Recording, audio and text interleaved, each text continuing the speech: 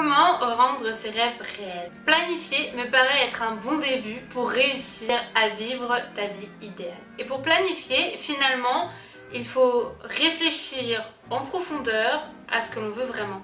Et donc je crois pouvoir dire que du coup c'est la première étape pour réussir à vivre la vie dont on rêve. On a souvent plein d'envies, mais est-ce vraiment ce dont on rêve? Est-ce vraiment ce que l'on veut pour nous, sincèrement, profondément? Parce qu'on est d'accord, il faudra bien faire des choix dans sa vie. Et on ne peut pas tout avoir tout le temps. Et il y a des choses, ce sont juste des bonheurs éphémères, mais ce n'est pas ce qui nous rend vraiment heureux, profondément.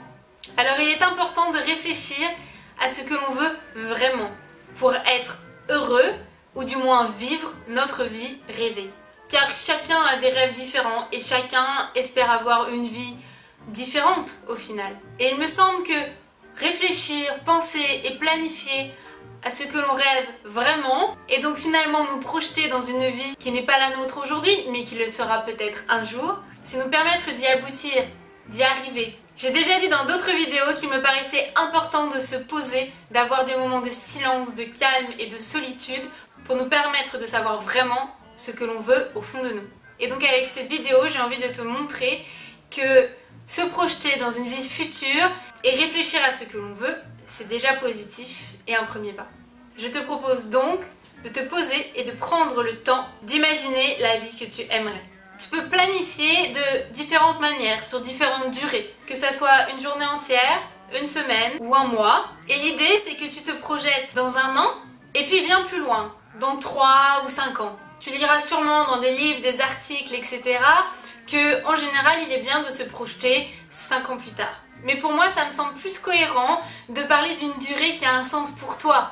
Oui, il faut que tu essaies de te projeter dans quelques années. Mais est-ce que 5 ans a un sens particulier pour toi? Alors que peut-être que actuellement tu vis à l'étranger et tu es sur un visa qui ne dure que 3 ans. Et donc tu sais très bien qu'au bout de 3 ans, il y aura une étape charnière dans ta vie. Donc pourquoi pas te projeter dans 3 ans? Ou alors tu vas avoir 30 ans dans 6 ans. Alors essaye de te projeter dans 6 ans. Et l'idée c'est que tu planifies et que tu écrives une journée ou une semaine idéale pour toi. Qu'est-ce qui te fait te sentir bien et accompli? Du coup, tu peux te poser plein de questions différentes. Que fais-tu durant la journée? À quelle heure te lèves-tu? Quel type de personnes sont les gens qui t'entourent? Quelles sont tes passions à ce moment-là? Quelle est ta santé? Quelles sont tes sensations, tes sentiments, tes ressentis? Qu'est-ce que serait le bonheur pour toi? Quel sera ton métier dans 5 ans? Ou pas? Car il me semble qu'il y a quelques décennies, si on prend l'exemple des femmes, une femme considérée bien dans la société était une femme qui ne travaillait pas et elle ne devait pas travailler. Et les femmes qui travaillaient et qui osaient travailler étaient mal vues. Aujourd'hui, peut-être qu'il y a des femmes qui rêveraient d'être femmes au foyer, d'avoir plein d'enfants et de s'occuper de leur propre famille, et finalement peut-être de ne pas travailler et à côté de ça, s'occuper de sa famille et essayer d'être en autonomie totale, et donc finalement peut-être d'avoir un potager ou de prendre du temps, de créer tout par elle-même, que ça soit faire ses propres produits d'hygiène pour la maison, ou tout simplement énormément cuisiner et donc faire tout ce qui est bocaux pour pouvoir être en autonomie totale. Et donc, l'aspiration de cette femme-là ne sera pas de travailler comme on l'entend aujourd'hui, avec un employeur et des heures de travail restrictives. Mais aujourd'hui, la société s'est inversée, et donc une femme bien pour la société est une femme qui travaille avec un boulot normal, comme la société l'entend. Et donc parce que j'essaye toujours d'être le moins possible dans le jugement, c'est pour ça qu'il me paraissait important de parler du métier. Oui, quel métier tu feras? Mais si le bonheur pour toi c'est de ne pas travailler, alors écris-le dans ce roman, dans cette planification de ta vie future, de ta vie idéale.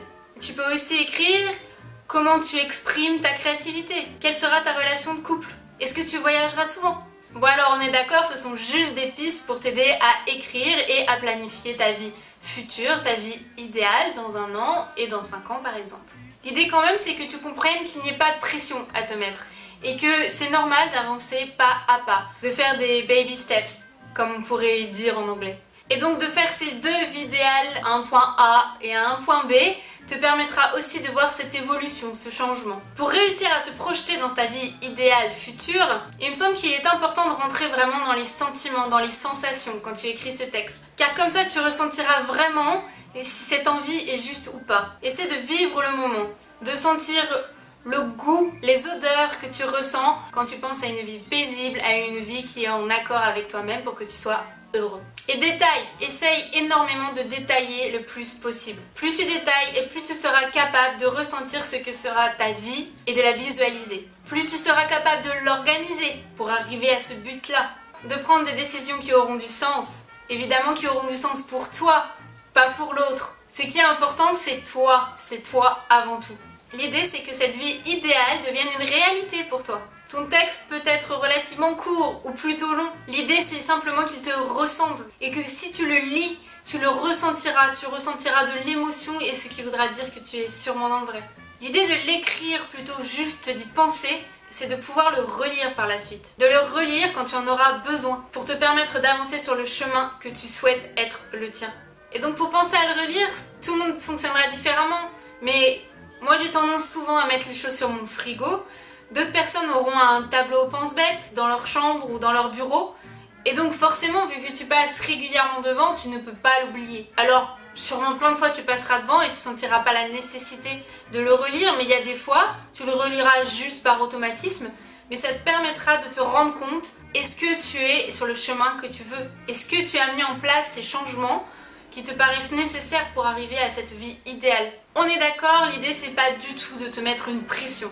Et donc je dirais que la bonne idée c'est de l'écrire parce que tu as envie de rêver, d'y rêver, et tout simplement de faire une parenthèse dans ta journée. Peut-être que tes journées sont folles et rapides, et donc ça serait ton petit moment apaisé pour toi. Et puis comme j'ai dit au début de la vidéo, il y a des fois on a l'impression que c'est ces choses-là qui nous rendront heureux.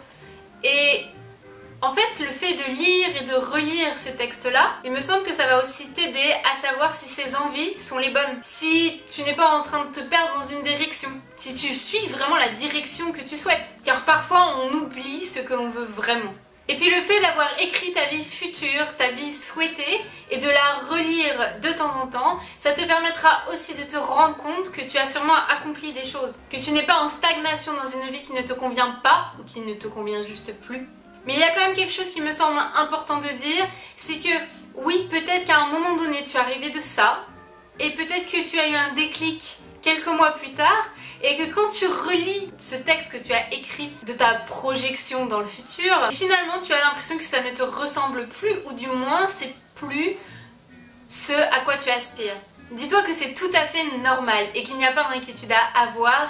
C'est totalement légitime d'avoir certaines envies ou de penser que ces envies, ces choses-là nous rendront plus heureux. Mais tout le monde évolue, tout le monde change et peut-être qu'entre-temps tu as eu certaines expériences qui t'ont permis de te rendre compte de certaines choses et que en fait ce dont tu as aspiré n'était pas toi et ne te permettrait pas d'arriver à cette vie idéale. Il me semble que beaucoup de gens rêvent de certaines choses, mais finalement se grèvent juste sur le rêve de quelqu'un d'autre. Ont le sentiment que ce à quoi ils aspirent, c'est cette chose précise, alors qu'en fait non. Mais on ne prend pas assez de temps pour savoir ce que l'on veut vraiment, ce à quoi on aspire. Et donc ce processus d'écriture, et le fait qu'on le relise de temps en temps, régulièrement, c'est te permettre de te rappeler qu'il faut que tu ailles dans la bonne direction pour ce rêve que tu espères devenir réalité.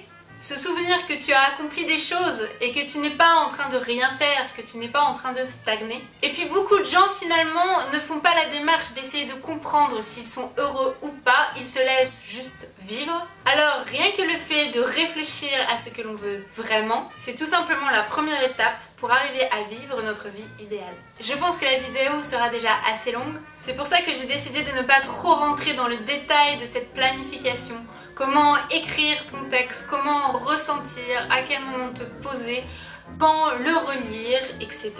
Mais si tu as des questions ou des commentaires, surtout n'hésite pas à les écrire en dessous de la vidéo. Car sûrement que tu ne seras pas la seule personne à avoir ces questionnements. Je te souhaite d'accomplir tes rêves et moi je te dis à la prochaine vidéo.